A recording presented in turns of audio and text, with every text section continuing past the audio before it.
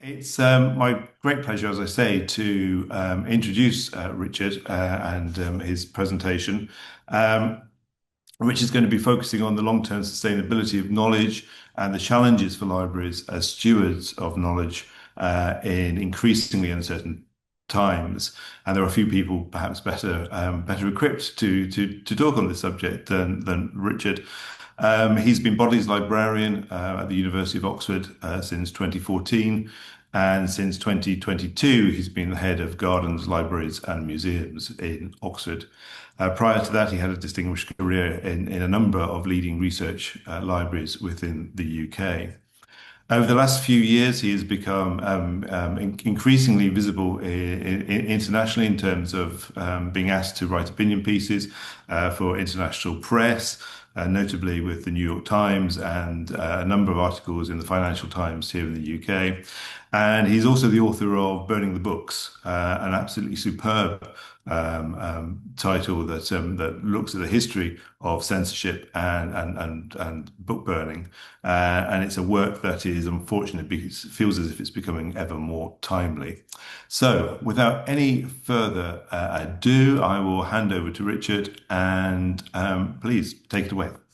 Okay, thanks very much indeed, David. Very generous and kind introduction. I'm going to share my screen and hope that all looks tickety-boo. It looks absolutely perfect. Okay, great. So it's very kind of you to ask me to come and speak to you this afternoon. I'm going to kind of divide my talk into two parts. The first is really going to be when I was asked to speak on the topic of knowledge stewardship, my first question was, what's that? So I thought I'd answer the exam question first and then kind of go on in the second half of the talk to give a few kind of provocations around this topic and where I think some of the things which I've been increasingly thinking about and would be interested to hear your views on them as well. So, what is knowledge stewardship? Well, I thought what I'd do is ask one of the AI engines to answer that question for me, and I chose a simple one, which is the version of Gemini which Google now bundle into their search engine. And I didn't think it did a bad job, actually. Careful and responsible management of knowledge resources, ensuring they're effectively used, preserved, and shared to benefit present and future generations. Well, kind of, okay, well, let's take that at face value. Let's look at the management of knowledge resources to use, preserve, and share. I'm not quite sure whether there's a big difference between use and share, but we'll come on to that. So let's do use first. Well, it's kind of obvious. We all have users. We want our users to be able to have access to knowledge in various formats, in various kinds for both immediate and future use. And those of us in the higher education sector obviously have an immediate audience that we need to fulfill, but we also have different ways in which we can look at that using aspect. And some of that using is for ourselves. And I think we should kind of remember that. And particularly, it's been interesting to see the growth of heritage science in our community. And certainly in Oxford, we're very much involved with that. This is a slide from our collaboration with Factum Foundation in Madrid, using different new remote sensing techniques. And we can see that the more that we are able to use some of those technologies in order to inform ourselves, both for conservation purposes, for public engagement sometimes, or just for kind of straightforward cataloging, has become increasingly transformative, and also obviously for our end users themselves. And I think that the way in which we're also looking at different formats of knowledge, being able to do like, again, an Oxford example, the text creation partnership, being able to add expertise in order to use those collections more effectively to support research and discovery. In this case, this was about transcribing the text and marking them up in TEI from a big corpus of early books. So preservation, of course, is one of the core functions of libraries. That core activity has been one which many of the RLUK institutions have centuries-old track record of doing that.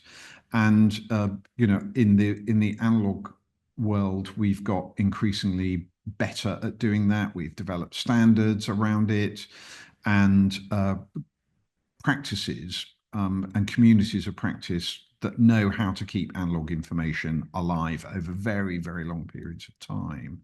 And getting increasingly good at scaling that up and to sharing those resources. This is our remote store at Swindon. But obviously the transfer to the digital age has given new challenges to that. Personal digital archives have been an area where libraries, really for getting on for 20 years now, have been working on email and all of those kind of personal digital collections. And we've been able to develop infrastructure around digital preservation. I'm partly speaking to you wearing my president of the Digital Preservation Coalition hat, and being able to place as much emphasis on the preservation of the digital as we do on the analog is something which I think is still a work in progress, and that we need to do more effort on, and using collaborative structures like the DPC, the OPF, and other bodies to share expertise and knowledge and to do training. But also, I think one of the things that we have been less good at is developing actual shared infrastructure for digital preservation. Standards is something which we need to continue to work at. One of Oxford's contributions is the Oxford Common File layout, which I'm sure many of you will be familiar with. But I think there's more that we can do on the standards front, but also just actually getting involved in doing digital preservation is something which has been really heartening to see the community go on that journey over the past 20 years since I first joined the DPC as a board member, and seeing how much effort colleagues are placing, the increasing focus of activity on digital preservation is timely. But I really think we need to do more and to expand our horizons for digital preservation, and I'll come on to that in a moment. And in terms of sharing, obviously, this is something which has been at the core of library business for a very, very long time. We've been very good at developing ways in which we share our metadata, and to develop interoperable standards for doing that. We've been really excellent at developing good UX around those discovery systems to enable sharing. Here's the first one was our instance of Primo. Here's a new tool that we've developed, which is with Mellon Foundation funding, an attempt to enable single searching across Oxford's archival and manuscript repositories. And this is a kind of relatively new tool called Marco. And we encourage you to kind of take a look at that one. And the same is being true of our the resources that we create inside our institutions that come from our research community. So obviously open access repositories, increasingly data as well. And again, I think the community has got very good at building that infrastructure and encouraging use of it. And that's been really heartening to see. These are a few stats from our own institutional repository, which now gets really serious kind of industrial scale use. And I know that's true across the sector. And increasingly, digitization, I know, I'm sure every single RLUK UK institution will be doing digitization of some kind. And obviously the Bodleian now, we've been doing this for getting on for 40 years at some scale or other, and getting increasingly good at it as well. And I think that we're also beginning to be better at developing those same kind of sharing infrastructure for other collection types, audio-visual media. It has trailed in library terms other forms of the documentary knowledge, but it is beginning to catch up. And this is from one of our projects around collecting the archival evidence of Oxford's contribution to the COVID-19 pandemic, in this case, oral histories. And as David said in his introduction, the world in which we live and operate is changing quite dramatically at the moment. And certainly since the inauguration, the second inauguration of Donald Trump, we've seen the regime of knowledge become a highly contested place. And that's been true not only of our library and archival institutions, but the parent bodies in which we operate themselves, the universities and other institutes of higher learning, have become the focus of attack. And we've seen that particularly in America, focused on Harvard, but it's been more pervasive than that as well, such as the idea of government research funding going to medical science, limiting the way in which scientists are able to publish their findings. And of course, at the moment, a whole range of sweeping reductions, if not eliminations, of research funding. Just yesterday, I think, was the last day that the National Endowment for the Humanities staff were able to operate. So these are really kind of fundamental structural changes to the worlds of knowledge, the broader worlds of knowledge in which we operate.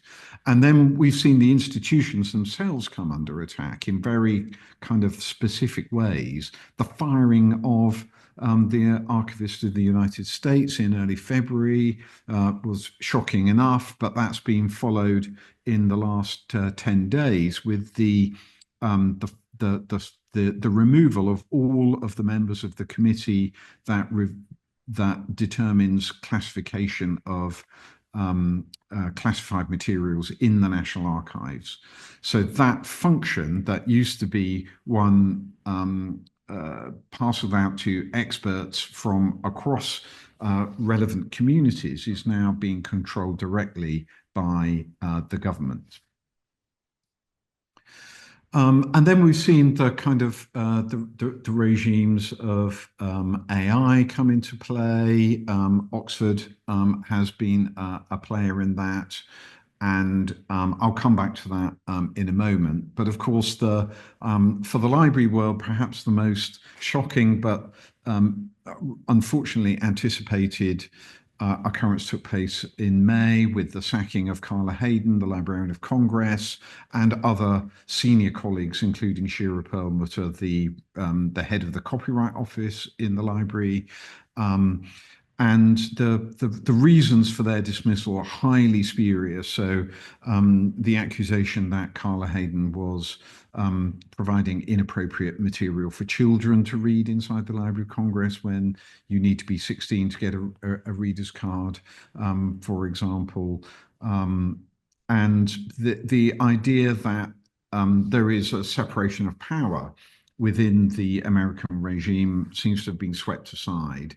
And there have been public statements that even though the library is Congress's library and Congress votes it funds, that the president can come in and just make arbitrary decisions like the removal of senior staff and changes to funding regimes. So it remains to be seen whether Congress will respond to this political and ideological attack on the National Library of the United States.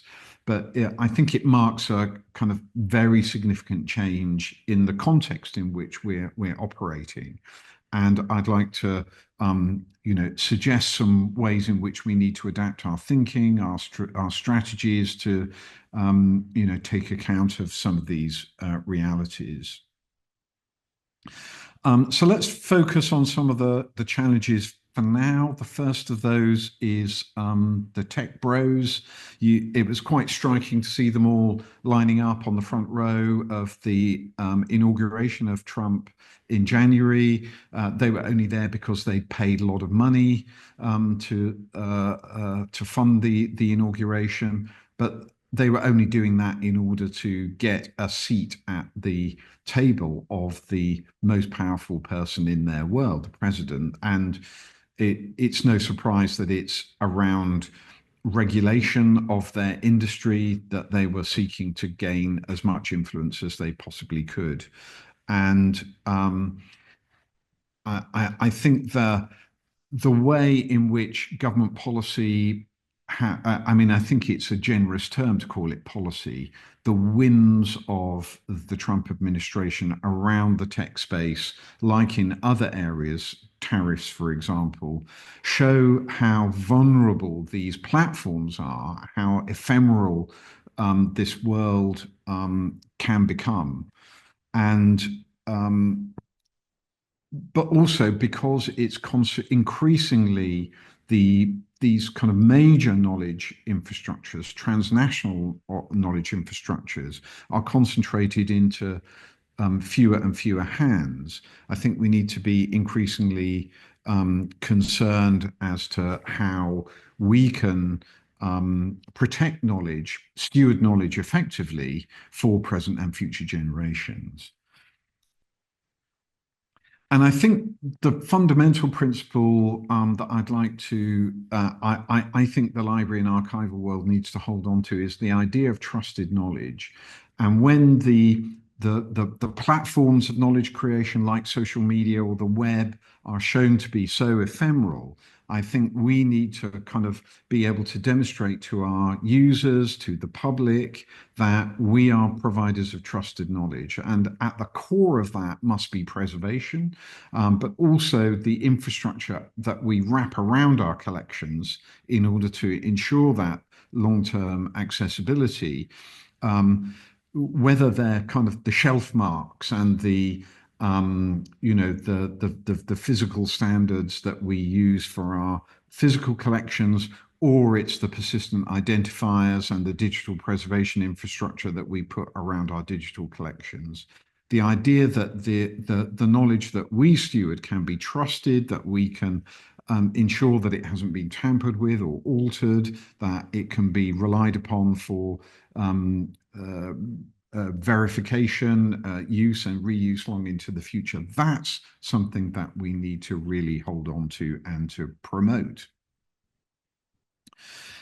I'd like to briefly defend the idea of boring books in this world of ours. And some of that was really brought home to me when I was asked to review recently a very interesting book called Book and Dagger, How Scholars and Librarians Became the Unlikely Spies of World War II by Elise Graham, an American scholar. And one of the kind of ideas that or one of the facts that she brought forward was just how strategically important some of the kind of duller information held by libraries came to be in World War II.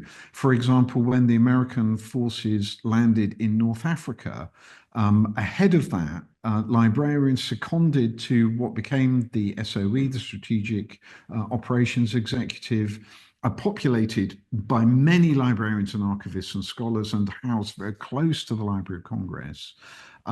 What they were doing was looking for very dull books, commercial directories, train timetables, maps, those kinds of things, which were used by librarians who were analysts for the SOE to piece together information that really underpinned strategically the military offensive. And I think many of the stories which Elise Graham recounts in that book were not about sort of, earth-shattering pieces of information. It was about a multiplicity of boring bits of knowledge which had been preserved and kept and made available by libraries. One of the interesting things was that the Library of Congress's own map collection to do with North Africa in the 1930s was very poor, and it was actually UCLA's collection that was used because it was found to be much better. Okay, we've done boring books. We're going to look at a little bit about the outside in idea, and I'm going to kind of use a bit the idea of sort of realms of public knowledge, or knowledge that ought to be public or that is of interest to the public and to researchers, which is created outside of our institutions on technological platforms which are commercial, how vulnerable they are, and how we need to bring those into our institutions and play a role in preserving them, in stewarding that knowledge. And I've written a fair bit about the use of WhatsApp and other private messaging systems used during the COVID-19 pandemic. Indeed, I wrote my first op-ed of it in October 2020, warning that these messages were of great public interest because they were concerning the development of public policy, and therefore should have been considered under the auspices of the 1958 Public Records Act and for the Information Commissioner.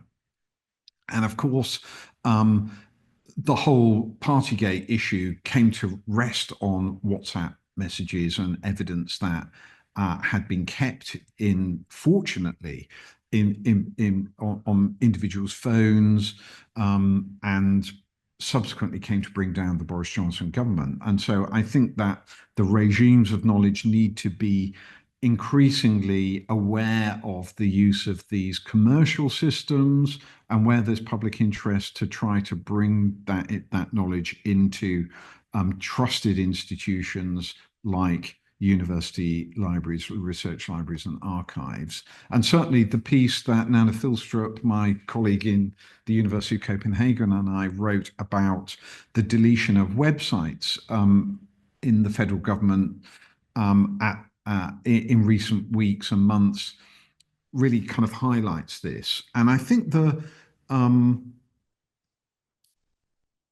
and that was certainly true before in the first Trump regime, in terms of Trump's use of Twitter.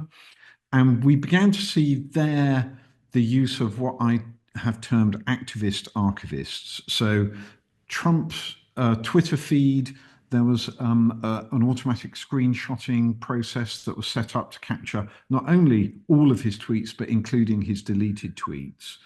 And Factbase was a kind of a group who set themselves up in order to bring accountability to public messaging by the president and other senior officials. And it's been very interesting in the last few months to see other groups, activist groups, set up in order to undertake the task of preserving some of the messages, some of the information that have been deleted from federal government websites in the US.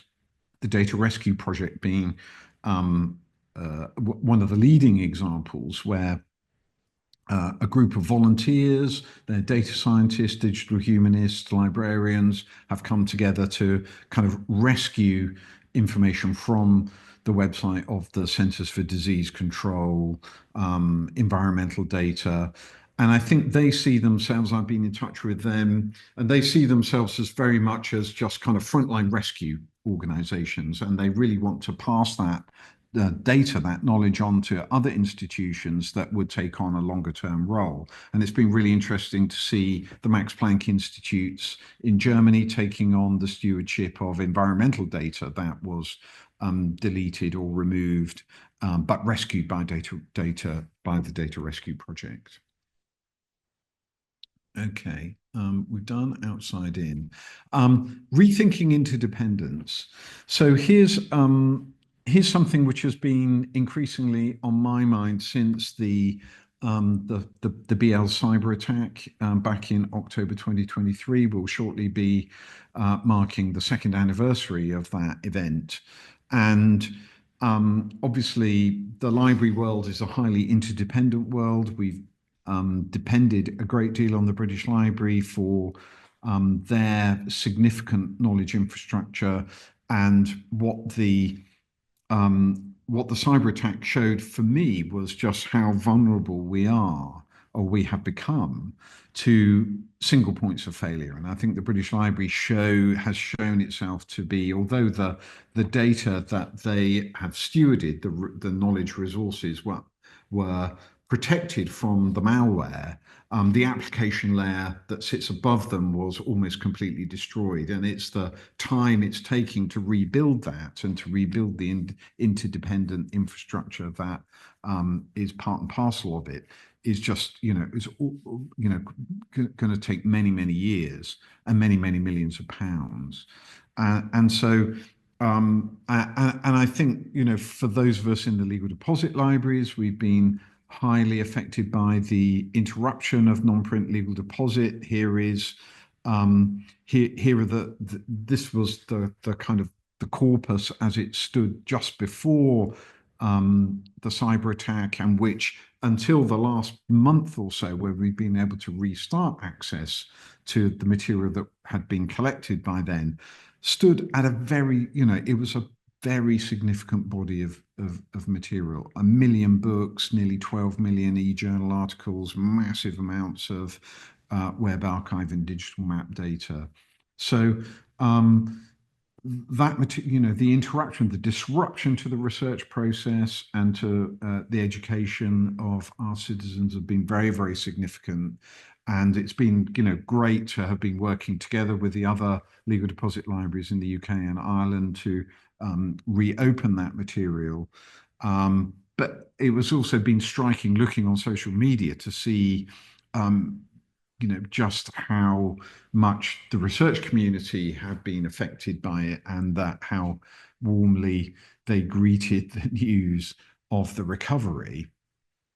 But of course, what they haven't been doing is, and where I've been somewhat disappointed, is the lack of response from government, and just how little the issue has been, for example, discussed in Parliament. And I can't imagine that the same would have been true if the cyber attack had happened in France, for example. That dependence is also true for us for core things like e-journal provision. Although we have built responses like locks, clocks, Portico, we are still for day-to-day access dependent on delivery from publishers' servers. And although many of our licenses give us the right to download copies, there are very, very few institutions that have the resources to be able to do that. And so relying on those collaborative efforts like Portico and clocks is very, very timely. And we certainly saw both the benefit of interdependence during the pandemic. Those of us who were able to join the Hattie Truss Emergency Access Project were able to benefit from that interdependence, but it required that service was based on locally held copies. And so it was a truly kind of interdependent system, and not relying on single points of failure. And so I think that sort of investment in shared preservation infrastructure like COP, like locks and clocks and Portico is absolutely critical. But also just the concept of lots of copies, keep stuff safe, is the kind of message I really want to kind of strengthen here. And our community has been used to developing really efficient systems, interdependent with each other, on a just-in-time rather than a just-in-case basis. And for me, what is happening in America at the moment, what has happened to us since the BL cyber attack, is making me rethink the value proposition of just-in-case as opposed to just-in-time. Okay, so how open should we be? Well, let's talk about AI for a moment. And so, many of you will have been struck by the concept that kind of emerged in the middle of last year of the data frontier, and the idea that the training sets for the large language models have been based on generic crawling of the open web and in many cases the closed web. And I certainly have been grateful to the Atlantic for their exposure of Meta's use of pirated data, and probably like you've put yourself into the search engine that the Atlantic developed, and have been bemused in my case to find my own work. And interestingly enough, not only both the UK and the US editions, which are absolutely identical in every way other than the title page and the dust jacket, but also the Spanish and Italian editions of my book. And why those are not the German or the Portuguese or the Chinese and Japanese editions, I don't know. But very interesting to see the kind of scale, and many other of my articles are in there too. And as I was saying before, Oxford has certainly been interested in engaging with the industry. I think our view was that we couldn't. It was all very well to kind of comment from the sidelines, but until we'd actually got close enough to discuss kind of critical issues with the industry, we should be wary of what we comment on. And so that was behind our motivation to take part in the Oxford University collaboration with OpenAI. We have a pilot program that we're operating at the moment, which is being run as a research project. And we're looking at the tool set that OpenAI have with their generative AI, to see whether it can play a role in workflow, in developing metadata. In this case, we have a big collection of foreign dissertations that are only catalogued in a old-fashioned handwritten card catalogue. It used to sit in the lower reading room of the library. It was moved out sort of 15 years ago. As an old-timer here now, I was one of the people who remembered that this thing existed in boxes in our offsite store, and thought, well, and we've done various exercises to cost the conversion of this, which got kind of missed out of the earlier big retrocons 20 or 30 years ago. So we took a view that maybe we should try to see whether it could be that we could speed up the creation of metadata, of structured online machine readable metadata by using ChatGPT. So that's a project that's currently running at the moment. We're also doing some digitization of the materials themselves, partly to test workflows. We want to, we're going to be giving OpenAI the scans. They're going to be extracting the words from the scans and giving us the words back, as well as putting the words into their large language model. And we want to see how that data transfer works, but also whether from the words we could automatically create metadata from them, and how much work we would need to do to improve it, or whether it's a complete waste of time.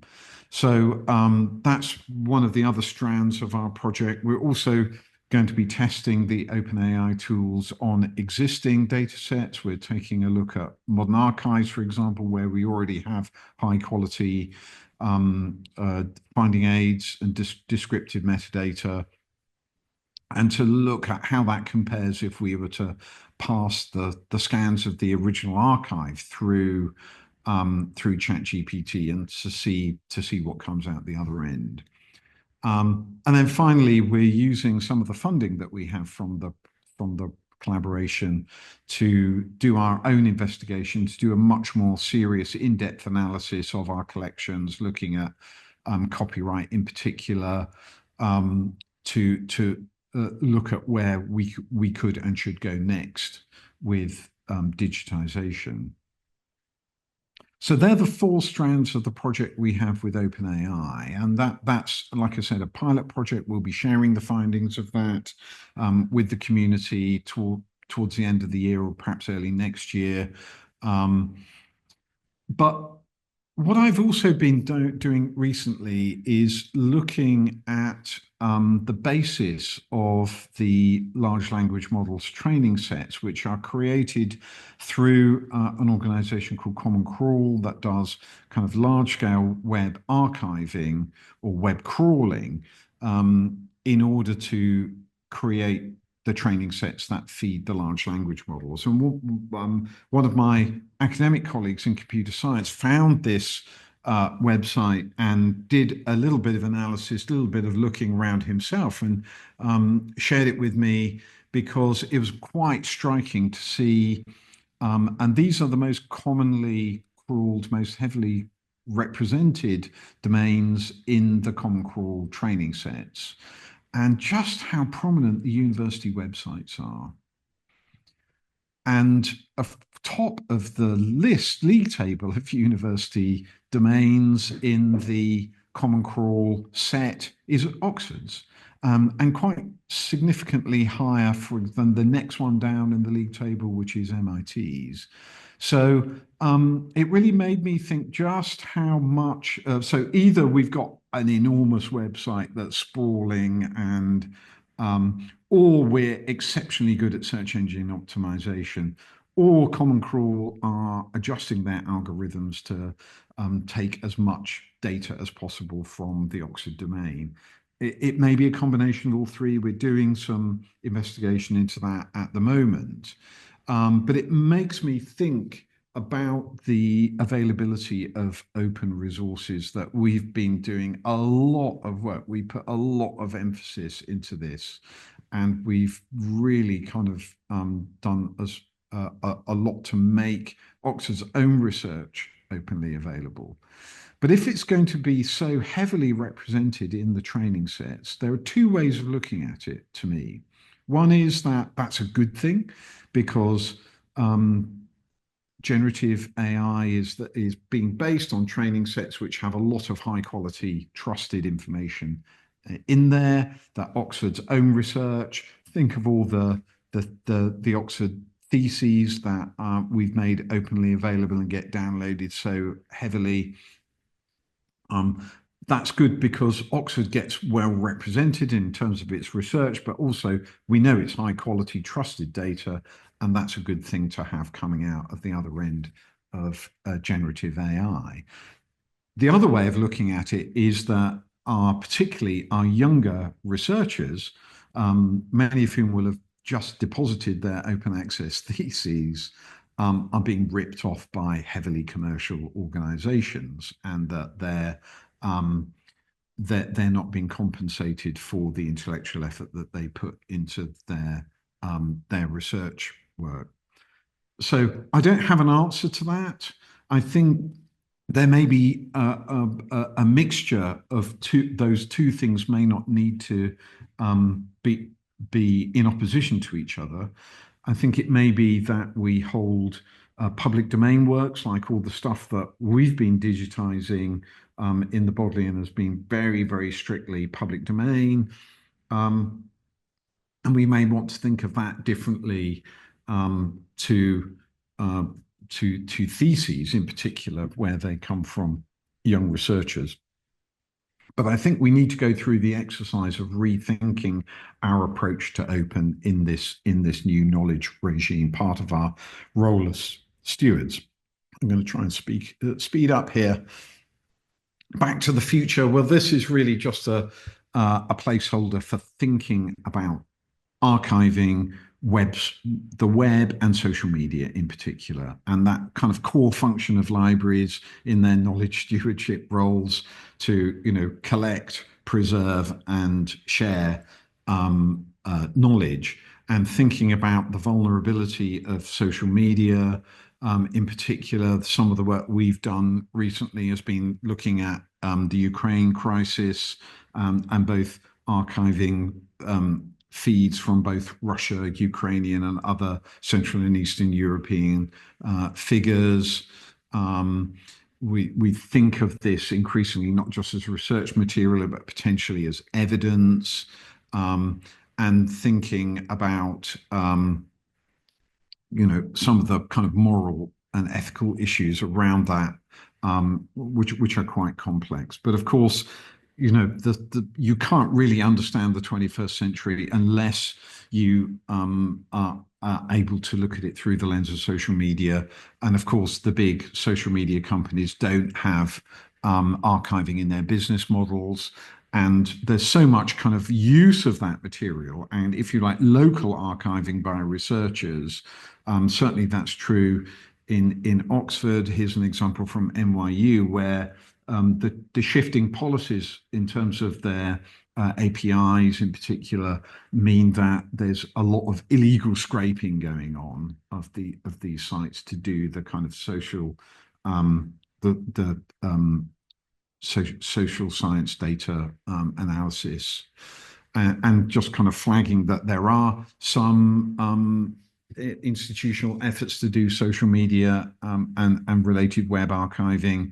And we have a planning grant at the moment from the Mellon Foundation called the Algorithmic Archive, where we've been trying to do some analysis of the organizations that are engaged in social media archiving. And there's actually relatively few players in this sphere at the moment.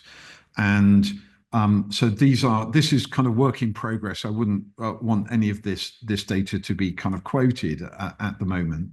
We'll be completing this work early in 2026, and we'll be making our findings available. So please wait until then. But this is kind of indicative of the fact that there are relatively few players in this sphere, and I think this is a really important role that libraries and archives need to take much more seriously. And to me, it's just an extension of our kind of traditional knowledge stewardship functions. So I'm going to finish this section by just going back to that sort of core idea about preservation, and particularly thinking about it in the digital age, in our digital shift journey. And I'd like to cite one example, which happened a couple of years ago, where an Oxford alum got in touch with us to say that his DPhil thesis had been doctored and shared widely in social media in India, where he's purported to hold ideas, particularly quite contentious ideas, about very sensitive issues to do with Hindu and Muslim relations, and really essentially falsifying his views on these topics and sharing them widely in social media. And what had happened is that we had the hard copy of his thesis, we digitized it, put it on our institutional repository, openly available. Pages from that had been very carefully and skillfully doctored, altered, and falsified. And he reached out to us to go back to the original materials to demonstrate, both from the original thesis and from the digital copy, that his views had been interfered with. And this was an example of not only misinformation, but disinformation as well. And so that idea, there are kind of two concepts here. One is the idea of going back to that concept of lots of copies keep stuff safe. So not to rely on kind of single points of failure, but replicated, resilient storage. But also just that kind of long-term function of keeping knowledge safe, that idea of us as stewards of trusted knowledge that themselves can be trusted. And I often think of the first book that the Bodleian received under what we now call legal deposit from before it became the Copyright Act, when it was just an arrangement between the Bodleian and the Stationers' Company. Thomas Cartwright's Christian Religion, substantially, methodically, plainly, and profitably treatised, which came to us in 1611, and it's still here. You can still come and read it today. So that is where I'm going to stop. I hope I've left us with some time for questions, David. Thank you very much. Richard, thank you. They're brilliant and so wide-ranging. I think there can be very few presentations where you'll get a picture of all the tech bros and some card catalogs from the 60s. So that's, I think, just shows the wide range. And what strikes me is the complexity. And it does seem as if a lot of the issues that we're looking at within the research library space are getting more and more complex. And so it's great to have your deep thinking on this and to begin to help us to navigate. We have a few questions. I think your point about a move away from just in time to just in case struck a chord with people listening. And Melinda was asking about how we can make the case for moving away from just in time. A lot of the move to just in time was based on efficiency, cost savings, and such like. And a move away would imply perhaps greater cost. And an appearance perhaps of lack of efficiency and perhaps a slightly bureaucratic view. I mean, how can we make that transition? So I think it's a really good question, and one which I don't have a magic bullet for. I think it kind of depends on each case. I mean, I think the fundamental thing is, how much do our organizations, our institutions, our end users depend on us as providers of information? And I think it's been very instructive to see what happens when those information flows stop. Can we continue to do our business, or can we use the thought experiment around, what are the most critical sources of information? How much are we dependent on just in time, supply chains? And I think I'm increasingly, we've been used to concepts like food security, energy security. We need to really embrace the idea of knowledge security. Yeah. And, I think so much in America, we're dependent on infrastructure that is now being shown to be quite vulnerable. And how, we probably should be doing some sort of scenario planning around what would happen if some of the, government policy got even, and again, I use the term policy very loosely there, interrupted some of those knowledge flows. They already have with environmental data. So, and to some extent, it's all very well just capturing the data that's been published online so far. And what's really more concerning is the fact that the people collecting the data going forward have lost their jobs and aren't collecting it in the field. So that there are kind of two levels of concern there. So I think we should all be looking, there's a kind of business continuity lens through which we can look at this. And certainly exercise with the university's assurance team, trying to imagine what would happen if we had a BL scale cyber attack, and what action might we take now in order to mitigate against it. Yeah, I guess that one of the problems is that some of that fundamental infrastructure is not particularly to use the phrase, it's not particularly sexy for funders, is it? It's not something that they're keen on supporting. And I guess it's up to us to make that case that if we want to continue to do research, if we want to be able to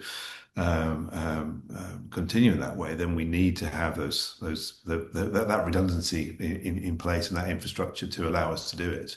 Yeah. There was Nancy was asking, picking up again about that shift in value proposition and just in time against just in case. So wondering about what other of the value propositions that we've perhaps held almost sacred in the past, you think might have been turned on their head in recent times as I guess as both technology changes, policy changes, using policy loosely, society changes. Yeah, I don't know. Well, I mean, I think some of the fundamentals haven't changed, like the idea, but we need to slightly shift our thinking and our articulation of them. So preservation is one, where I think we need to see preservation as a service. Preservation is not just a kind of a thing that we have in our mission statements. We certainly do in the Bodleian, but we actually ought to think of it as a service to our communities. Being able to rely on knowledge is something which our researchers have taken for granted. They've not had to think about it. It's not been an issue. Suddenly, it is an issue.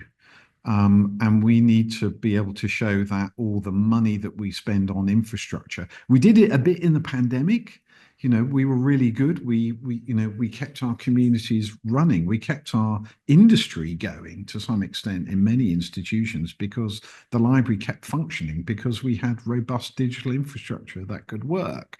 But some of that was dependent on upstream sources that were okay at the time, but they may be much more vulnerable now, much more subject to the whims of decisions made by not just by presidents, but now increasingly by the big tech organizations, because we're reliant on their platforms. And so that's where those ideas like lots of copies, keeping stuff safe is just really, really strong. I think perhaps one of them, to answer that question a bit more precisely, is around that kind of openness one, where we've become, it's become so critically important to us. There's a whole policy landscape around it, but suddenly that the world looks very different with the appropriation of knowledge, and are we doing our best by particularly our young researchers in and I, like I say, I don't, it's one which that chart from Common Core really made me think, because you kind of intuitively sort of thought that through, but actually seeing the evidence there of how heavily represented university web domains are in the training sets really brought it home to me just how much we're being exploited. Yeah, I think there's an interesting possibility of pushback against openness on at least two fronts. So one of them is that one. The other is the sort of the increasing isolationism in politics and these ideas of data and research security, and that idea that there may be nations that we don't want to be sharing things with, and Yeah. that seems to be increasingly a rhetoric that I'm hearing from Yeah. policymakers. So that the whole idea of open access is that we are a global community and we share information, and that seems to be under threat at the moment. And what effect that will have on how we deliver open access, I think is going to be an interesting question over the next few years. We're almost running out of time. We've got a huge question to finish with, but around basically our users and how they engage with the library, and whether there's a danger that we become disconnected from users because of AI. That AI is the interface through which people get access to knowledge, and libraries become redundant to a certain extent. Is that's a big Yeah. existential. Time for another webinar, I think. Yes. I think it's worth being alive to that threat. I mean, um, I think we've got to work with the grain. I don't think we can go against the grain here. Similar kind of things were said around the search engines when Yahoo and Google came on board.